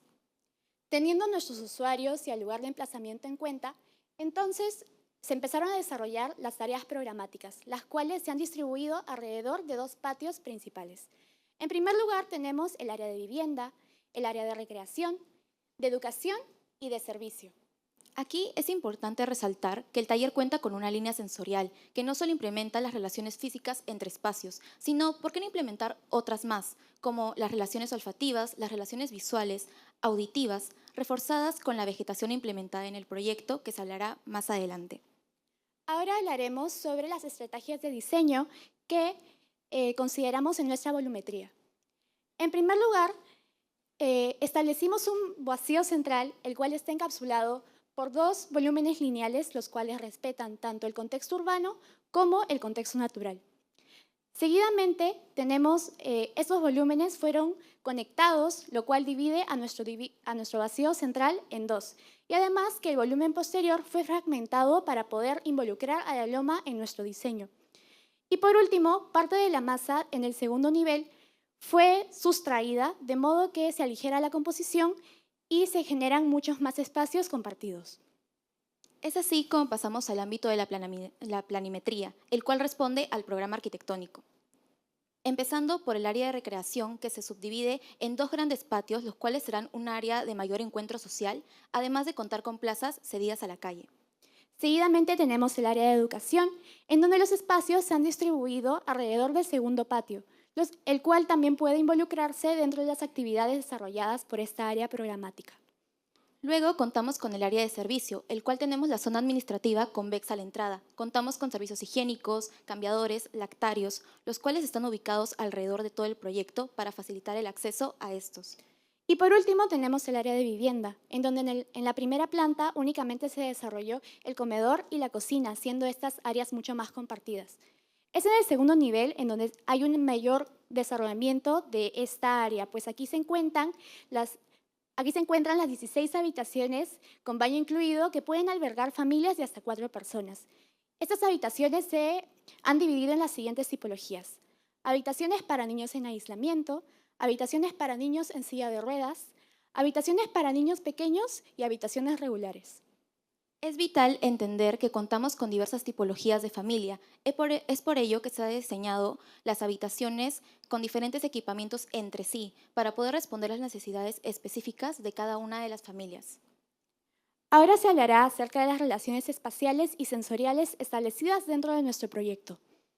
Establecimos la ubicación de la vegetación alrededor de todo nuestro proyecto, quisiendo resaltar la relación sensorial de cada una de las especies. Es por ello que ubicamos, por ejemplo, en primera instancia el árbol del paraíso, el cual cuenta con una relación olfativa hacia dentro del proyecto gracias a su follaje floral. Por otro lado, tenemos la acacia plateada, la cual nos ayuda a delimitar la privacidad entre las habitaciones y la calle. Y por último, y mi favorito en lo personal, el jabonero chino, el cual cuenta con unos frutos que al rozarse con el viento generan un sonido semejante a un cascabel y se encuentra ubicado en las terrazas, generando una relación auditiva hacia el proyecto. Ahora hablaremos acerca de la comunicación de nuestro proyecto, pero ¿cómo podemos hacer para que esta comunicación también sea inclusiva? Es aquí donde les presentamos el plano áptico. El plano áptico es una forma de comunicación diferente, el cual busca informar la ubicación de los espacios ubicados dentro del proyecto, generando diversas estrategias, como la toma de texturas, relieves, acompañados en textos en braille, para ayudar a personas con discapacidad, niños, personas que no tengan alguna noción previa de lo que es un plano, a poder entender nuestro proyecto de manera didáctica. Es aquí donde tuvimos la visita de Rosario, quien es una persona que cuenta con una discapacidad visual, que nos ayudó a entender la importancia de implementar este medio. Además, se desarrolló una maqueta en escala 1 en 100 que también cuenta con este criterio de exploración táctil. En esta maqueta podemos explicar lo siguiente. La superficie es en fachada. Nosotros, al tener un proyecto bastante largo y plano, decidimos romper con la horizontalidad mediante vanos que van desde el piso hasta el techo, hecho que ha sido reforzado por muros de doble espesor que acentúan la profundidad de los vanos y celosías dentro de los volúmenes desfasados. Luego tenemos las superficies y texturas, las cuales hemos variado la materialidad en los espacios de recorrido, permanencia y vegetación, haciendo que el usuario se pueda guiar de manera intuitiva dentro del proyecto. Y por último, pero no menos importante, tenemos a los espacios compartidos, los cuales vendrían a ser, bueno, los patios, las terrazas y el anfiteatro aterrazado, que es la imagen que tenemos más a la derecha. Y bueno, mencionar de que estos espacios poseen una ruta de llegada y tanto dentro de ellos accesible y está acompañado por la vegetación elegida dentro del proyecto. Y es así como llegamos al final de la presentación. Para concluir, tenemos que resaltar que la enseñanza más grande que nos ha dejado el proyecto es entender la verdadera belleza y que la capacidad que tenemos nosotros para poder abrazar la diversidad humana. La arquitectura universal no solamente es inclusiva, sino también es una expresión de respeto y empatía hacia todas las personas. Nosotros, al trabajar juntos para crear espacios accesibles, logramos construir un mundo mucho más equitativo y habitable para todos. Muchas gracias.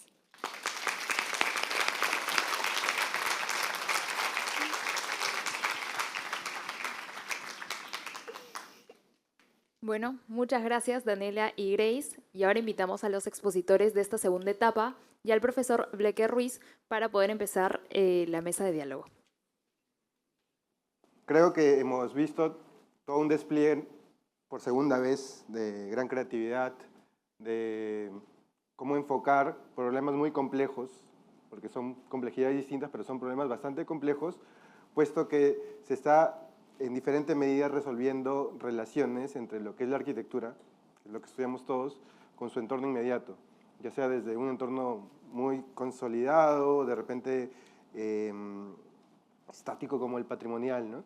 Hasta algo muy orgánico o de repente ecológico, como lo tienes tú en tu segundo proyecto, Daniela, Araceli. Y Daniela y Grace con esta convivencia, tanto con la ciudad, con este entorno topográfico. Desde ya mis felicitaciones, al igual que el otro grupo, creo que sus exposiciones han sido brillantes. Y vamos nuevamente a compartir las ideas desde lo específico a lo muy general, ¿ok? Entonces, empezando con Jean-Martín, creo que tu proyecto se explica bastante bien a partir del reconocimiento del entorno construido. Tienes un compromiso muy claro con el entorno sobre el que vas a intervenir. Reconoces las pautas tipológicas, ¿cierto? El tema de los balcones, las ventanas, te inspiras incluso en el tema de la cúpula. Pero llega un momento en que el proyecto a pesar de haber analizado todas esas cosas que aparentemente, o bueno, son muy rígidas, ¿cierto? Tu proyecto se transforma y comienza a interpretar la funcionalidad y lleva a la plástica a otro nivel. Comienzas a generar curvas, como decía, ¿no? Te inspirabas en el tema de la cúpula seguramente por un tema lumínico, pero la forma termina siendo un apoyo para generar esta nueva diversidad de formas que le suma mucho a tu proyecto. Entonces, sobre eso te quería preguntar, ¿no? ¿Qué decisión o qué tipo de decisiones te llevaron a tomar ese tipo de riesgos, ¿no? Ese tipo de estrategias para tener esta forma final y que evidentemente se terminan evidenciando en los detalles, ¿sí? ¿Cómo fue este proceso de descubrimiento? Sí, claro. Primero que nada, esta primera forma y el nacimiento de esas curvas tiene que ver más con el referenciar este movimiento fluido que tiene el río Rímac, ya que tiene una presencia muy grande en la zona, y es junto con esto que con estas formas tan consolidadas de las fachadas, es que se creaba como esta fluidez que se iba viendo más que nada en cómo era la huella que dejaba el río. Y es otro de los puntos que quizás no mencioné, pero fue gran parte del tratamiento de la volumetría, ¿no? Y otra es también la rigidez que tienen esas fachadas de las casonas, es que quise darle como este tipo de nueva visual, un poco más en lo plástico, para que pudiera conducir mejor a las personas dentro del proyecto, ¿no? Diciendo como, esto es algo que no está en ninguna de las otras fachadas, entonces marcaría mucho más el ingreso de esta biblioteca, ¿no? Claro, que esa exploración creo que quedó bastante bien formalizada y asumo que no te salió el primer intento. Has estado llegando bastantes, seguramente, fases, ¿no? Para llegar a esa curvatura final. En el caso de Araceli, gracias, Jean-Martín, en el caso de Araceli, hay un reconocimiento igualmente del entorno, mencionas las condicionantes climáticas por esta altura que se tiene, esta altitud, las condiciones agrestes a las que te enfrentas, en donde la topografía termina siendo como que la protagonista, ¿cierto? Entonces, claro, según la metodología que proponen en el taller en el que están sus profesores y todo esto, se genera como que este grado de libertad para generar formas muy orgánicas, en donde desde mi punto de vista haces como que una transformación de la topografía para luego generar esta cubierta, ¿no? Una cubierta que de igual manera no te ha salido a la primera, evidentemente. ¿Cómo has tenido que digamos, lidiar con todos estos intentos? Seguramente apoyada en el Grasshopper, pero también a mano, definitivamente has trabajado. ¿Cómo ha sido ese ir y venir, ¿no? Entre lo que pensabas, lo que maqueteabas, lo que producías en Grasshopper y terminaba eventualmente siendo impreso? ¿Cómo fue eso, esa ecuación? Sí, fue al inicio bastante complicado, sobre todo porque también fue la primera vez que usaba Grasshopper y Rhino, fue la primera vez que descubrí que siquiera había un software como tal. Pero sí, al inicio, de alguna manera tuve suerte de encontrar primero un objeto de inspiración que de por sí tenía como que un patrón y ahí que lo pude identificar fácilmente a mano y luego fui boceteando. Que luego para pasarlo ya al software sí fue un poco complicado, ¿no? Ir aprendiendo los comandos y todo eso. Pero sí fue bastante interesante cómo puedo pasar realmente, o sea, hacer curvaturas y todo de una manera un poco complicada de entender, pero que una vez que ya le agarras como la manera mucho más rápida y fácil con el software, y siempre con ayuda del profesor, ¿no? Para poder entenderlo. Y eso sí fue muy interesante pasar de las cosas que yo hacía, los bocetos a mano y luego lo pasaba al software. Pero, o sea, igual siempre fue como un ir y venir, ¿no? Primero hacía una forma, no encajaba, y luego también me limitaba un poco, realmente como que no, al inicio no sabía realmente a lo que yo podía llegar con el software, y quizá como que me quedaba un poco corta. ¿Te sorprendías? Ajá, me sorprendía, y luego el profe me decía, no, pero puedes hacer esto, puedes hacer todo un volumen todo junto, y realmente fue una experiencia muy nutritiva de aprendizaje. Y bueno, nada, eso. Claro, y claro, siempre existe este primer paso en dibujo, pero que sigue siendo el 2D, y esta apreciación en 3D definitivamente te ha hecho sorprenderte más de una vez seguramente. Gracias, Araceli. Y Daniela y Grace, muy conmovedor su proyecto personalmente me tocó mucho, ¿no? El fin en sí mismo, ¿cierto? El usuario en sí mismo, cómo lo abordan para entender las relaciones entre los usuarios en su comportamiento. Entonces, ustedes hacen toda esta diagramación para reconocer con flujogramas, ¿no? Con un organigrama, ¿cierto? La función definitiva del proyecto, pero luego también tienen que lidiar con la adecuación sobre el entorno del edificio en sí. Ustedes explican unas estrategias. ¿Cómo fue ese paso, ¿no? Para recoger la esencia del organigrama, adecuarlo al emplazamiento y sumarle todavía esta condicionante que me parece súper retroalimentadora, ¿no? De las sensaciones, entendiendo que el usuario, en su particularidad, tiene una edad temprana. Entonces, ¿cómo fue ese paso, ¿no? Esa migración desde el reconocimiento de la función y de las relaciones hacia este emplazamiento y eventualmente en el proyecto, ¿no? Creo que no fue una condicionante como tal, sino que fue algo que nos ayudó a aportar al proyecto. Quisimos tocar todo este tema sensible, tenemos un contexto que está en la loma, entonces quisimos integrar la loma al proyecto a través de las relaciones sensoriales que estamos impartiendo. La elección de todos estos árboles, todas estas relaciones que estamos poniendo fue un trabajo arduo, que hicimos en realidad entre todo el proyecto. Cada uno investigó diversas especies de árboles con diferentes estrategias sensoriales que quería brindar y entre todo el taller nos pudimos retroalimentar sobre esto. Además, quería mencionar que, o sea, nuestra proceso, mejor dicho, no fue que, o sea, estuvo a la primera. Tuvimos varios errores y, o sea, algo que teníamos, o sea, como algo principal dentro de nuestro proyecto era poder integrar la loma dentro de este. Entonces, ¿cómo podíamos hacerlo? No teníamos que darle la espalda y además de que con todo esto de las relaciones sensoriales, o sea, esta loma puede brindar mucho bienestar hacia quienes son nuestros usuarios. Y también comentar de que todo esto nace a partir de una sensibilización, ponernos en el lugar de ellos. ¿Qué nos gustaría a nosotros si es que estuviéramos en su lugar? Que, o sea, cabe mencionar que es bastante difícil, ¿no? Entonces, creo que nace de algo bastante personal, ¿no? De algo humano. Claro, que finalmente eso es en lo que tiene que terminar la arquitectura. La arquitectura está en servicio del ser humano y creo que lo han interpretado bastante bien. Para terminar la intervención, quería hacer una pregunta general a todos ustedes, que tiene que ver con dos cosas en realidad, ¿ya? Dos preguntas como que disfrazadas en una. Primero, con respecto a la exploración que todos ustedes han tenido en este caso, ¿no? En los proyectos que han expuesto, en el proceso de diseño. Todo proceso de diseño, todos somos partícipes del proceso de diseño en sí, en la arquitectura, no es necesariamente lineal, generalmente es muy caótico, ¿no? Es muy irregular, como que ustedes dijeron hace un momento, un ir y venir, ¿no? Intentar, regresar, intentar, una vez que ya tienes un acierto continúas, error, nuevamente acierto. Entonces, dentro de ese proceso que ya es complejo, sin embargo, uno toma riesgos, ¿cierto? A veces como que hay un cambio de timón dentro de ese proceso.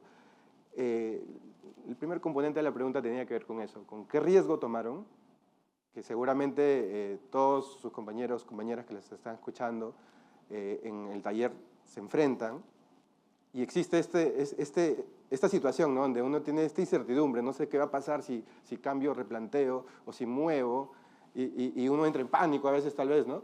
Entonces, ¿en qué momento llegaron a correr riesgos?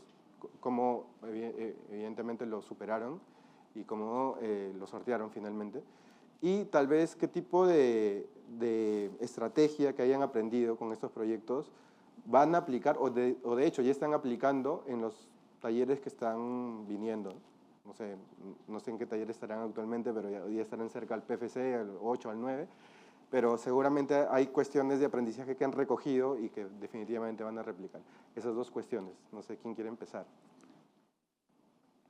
Bueno, quisiera mencionar de que, O sea, consideramos nosotras que nuestro mayor reto fue, en realidad, adaptarnos a este lugar de emplazamiento que tenía tanto urbano como natural. Al tener la gran topografía, bueno, al lado posterior, pero también, o sea, tener como que zona de viviendas alrededor, era un reto bastante difícil porque, o sea, nunca nos habíamos emplazado en un contexto así.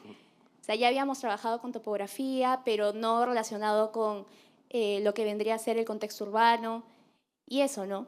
Y a partir de, ahorita nos encontramos en taller 10 y cómo hacer para que, o sea, la línea principal del taller, que vendría a ser los usuarios, pueda tomar como que ese recurso que tenemos, que en realidad son dos, el contexto urbano y el natural. Claro. O sea, cómo podemos tomarlo para que se pueda disfrutar, ¿no? Y para complementar la idea de Dani, igual en una primera instancia nuestro proyecto estaba muy dinamizado entre sí, no tenía una correlación y lo que nos ayudó fue diseñar a partir del vacío central eso y diseñar las terrazas, ¿no? Que son estos espacios compartidos que al fin del día lo van a usar los usuarios y es donde se van a desarrollar diversas actividades para ellos.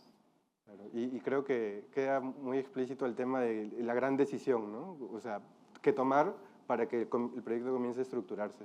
Sí, adelante. Sí. Bueno, en mi caso fue más o menos en dos partes del proyecto. La primera fue en la generación de la fachada, ya que habían varios elementos que podrían definirla y era necesario priorizar cuál de esos elementos iba a ser como que el fuerte, ¿no? Es por eso que tomé en cuenta esos arcos debajo de la Alameda, que si bien terminan como generando esos arcos, quizás no toma todos los elementos, pero ya es parte del contexto. Es por eso que esa primera parte es la de priorizar qué cosa quieres mostrar al momento de generar este volumen, ¿no? Y el segundo fue la parte de la estructura. En esta parte fue la que más riesgos tomé en la creación de esta estructura que sostiene el jardín, ya que la profesora Magali sabrá, hubieron bastantes bocetos para poder llegar a esta estructura de anillos estructurales, que si bien en la propuesta casi final no funcionaba con lo demás en el programa que estaba ya definido, por eso es que menciono lo de volver a mirar hacia atrás, ¿no? Quizás la respuesta estaba un poco más simple, que el proyecto mismo te lo da, la propia grilla del proyecto te lo da, por eso que eso también. Claro. Ahora, no estamos ajenos a intentar, ¿no? Porque de repente, claro, tú dices un poco más simple, pero para llegar a esa simpleza han habido intentos de por medio, y eso tiene que haber. Y creo que para todos siempre es bueno saberlo porque existen por medio críticas, ¿cierto? Si no, no llegamos. ¿Sí? Araceli. Bueno, en mi caso, creo que la parte donde más se arriesgué fue a la hora de poner ya la cobertura en el territorio mismo. Dado que quizá de nuevo, yo al inicio realmente no me quedaba un poco corta con lo que realmente el software podía hacer y realmente cómo podía acabar terminando mi proyecto. Y al inicio quizás me quería ir por algo un poco más simple para no complicarme un poco. Pero al final y con ayuda del profesor y constantes críticas fui yendo como que algo un poco más, no tanto una cosa solo completamente unida, sino que tenga dos ejes y que luego se vaya haciendo más curvo y que prácticamente no hay casi ninguna parte que sea completamente recta, sino que todas son curvas por todas partes, tanto tipo horizontal y vertical. Claro, claro. Esas geometrías complejas seguramente al inicio como que, no sé si era un miedo así, y luego te fuiste acostumbrando. Sí, me fui acostumbrando. Sí, siempre está en este tema, en el proceso de aprendizaje, vencer ese miedo, ¿no? Creo que eso es lo más importante. Creo que tenemos tiempo para preguntas, ¿no? ¿Sí? No sé si hay espacio o alguien se anima para preguntarles algo. Jean Martín, Araceli, Daniela o Grace. Ahí hay una pregunta.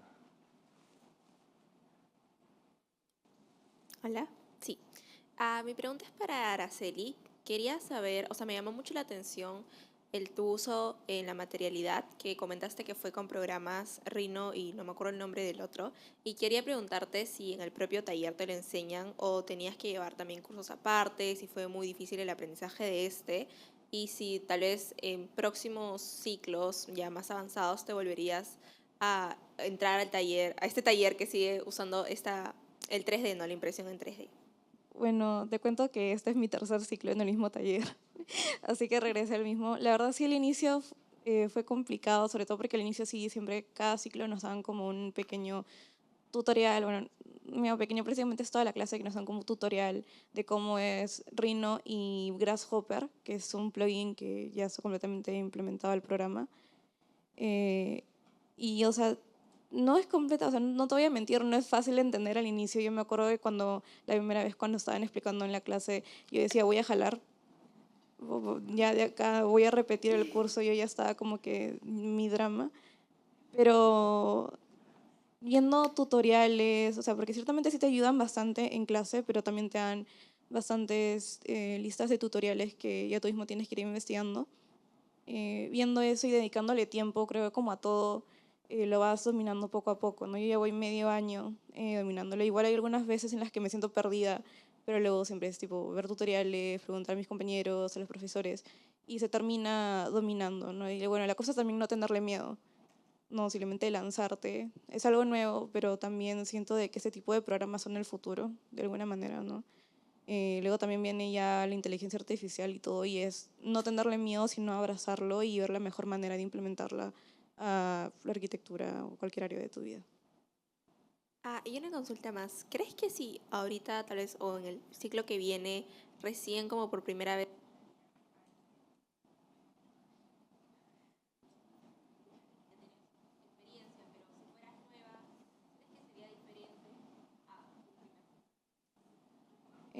Bueno, quizá un poco más porque mientras vas subiendo de nivel todo se va complejizando más, ¿no? Yo tuve de alguna manera quizá un poco más de suerte en entrar en nivel 4, pero, o sea, si bien quizás sea un poquito más complicado de lo que yo, al momento en el que yo entré, yo creo que igual sí me mandaría, porque siento de que sí es algo que voy a implementar a futuro y que sí me nutre bastante académicamente, ¿no? Listo, muchas gracias. Gracias por compartir sus logros. Gracias a todos. Sí. Quiero pedirles, por favor, a los que están adelante que se queden un segundo para la foto grupal, igual que el profesor Blecker, y a todos los demás, igual agradecerles su presencia y comentarles de que pasaremos a un intermedio, por lo que les agradeceríamos regresar para el tercer bloque a las 3:10 de la tarde. Muchas gracias.